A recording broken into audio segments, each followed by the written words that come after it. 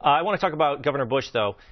You know, Eric, you mentioned he's not going to win them over, but he knows that. Why was he hostile to the base when he launched his campaign? I feel like why can't Republicans play to the base? It's called the base for a reason. You have to build the base before you get up on the podium. Romney had this problem last time. I remember the last election I said, why doesn't he just go to one Tea Party rally? That's all you have to do. You don't even have to talk about policy. Just go and say, hey, I like you guys. And I think Governor Bush is going to be playing defense through this whole campaign because he didn't address that. Well, and he has to play defense because the base will never embrace Common Core. They just will not. The conservative right won't embrace Common Core, and they have a hard time, embracing the immigration. He's called immigration an act of love, illegal immigration an act of love, and they have a very hard time getting past that. Not to say that he won't win a nomination to be the Republican nominee, but why try even to do that? You look almost hypocritical by entertaining. I disagree. I think you got to show up. If you're president of the United States, you even have to go where you're not popular, where you don't have the House packed. Obama goes where he has the House packed, and he knows he's going to get.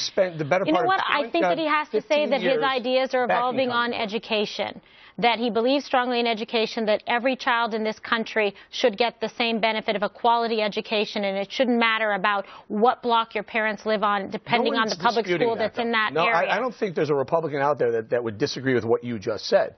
What the difference is the conservative right, the people who are against Common Core don't believe it should happen from the federal level down. But it's not. But Eric, it's not. Common Core is a national curriculum. But it's not. I don't know where this. I don't know how many times people have to say this. It's not a national federal program. Common Core came from the governors, people like Jeb Bush when he was governor of Florida. In fact, you have lots of Republican governors who have now said, oh, well, I didn't really mean it because they're running like scared cats in the night. But they all embraced Common Core as a way to guarantee what Kimberly was talking about, which is good education for all children, no matter what your zip code, no matter what your state.